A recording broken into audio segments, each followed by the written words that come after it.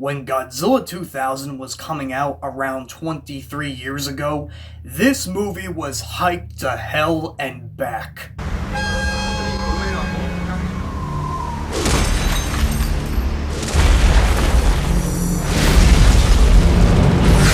His power is unequaled. His battles are legendary.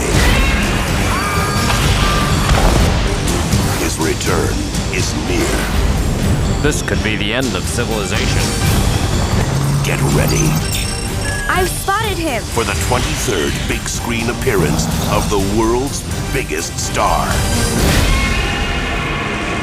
Godzilla!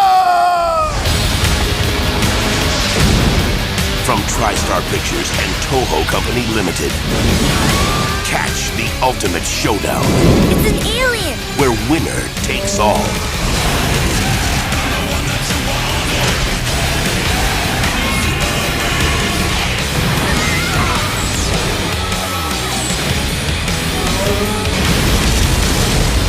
Godzilla 2000. If you can't take the heat, run.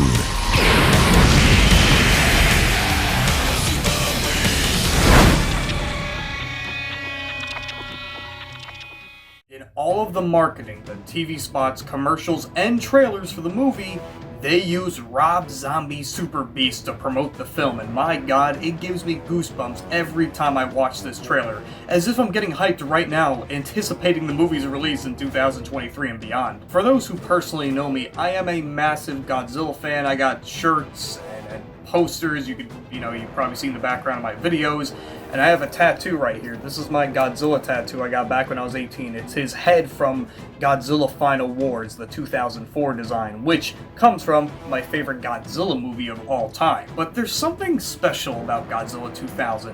It's nothing like groundbreaking, but it was big in a couple of ways. Coming hot off the heels of the 1998 TriStar Godzilla, which saw a lot of flack as it was a little bit too far-fetched from what people knew as Godzilla, it actually prompted Toho to create Godzilla 2000, as they felt the 1998 version kind of insulted their intelligence and the Godzilla franchise as a whole, so they fired back with a brand new, fresh take on the classic Godzilla formula. And my god, does it deliver. It's a little bit cheesy in some areas for sure, but it's still a great film. It's one of my all-time favorite Godzilla movies, and I really cherish it. Recently I was going through movie trailers, and I can't help but just rewatching this one over and over just because of that damn song.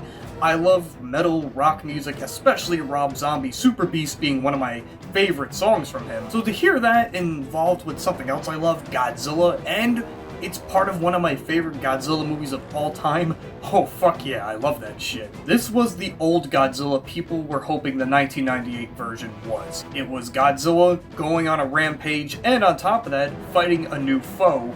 This alien thing known as the Millennium, which eventually transforms into the mighty Orga that tries to swallow Godzilla whole before he fucking just obliterates him into a million pieces. But just the hype of it all. Using Super Beast was genius because Godzilla is a literal Super Beast. I mean, it just writes itself, honestly. It just paints a perfect picture of the early 2000s. Godzilla blowing shit up with Rob Zombie in the background.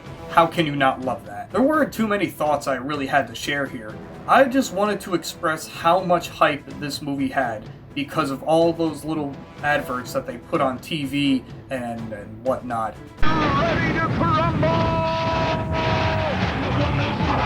The original Godzilla is back. As for the movie itself, it's pretty standard Godzilla fodder, but basically there's like a group of people who call themselves like the Godzilla Research something, I forget, but basically it's a team that goes on researching Godzilla during his rampages and tries to track him down, and they get mixed in the crosshairs with this alien that crashes in Earth that's been sitting in the ocean for like, I think millions of years, and then basically a submarine comes by, light is what awakens this thing because the submarine light shines on it. The thing wakes up and starts going after Godzilla, and then eventually transforms to this big creature that tries to swallow him and make a duplicate of Godzilla in itself. You know, in the beginning it could be kind of slow, but during the middle and towards the end, it really just feels like a nice classic Godzilla brawl with a few nice hits here and there.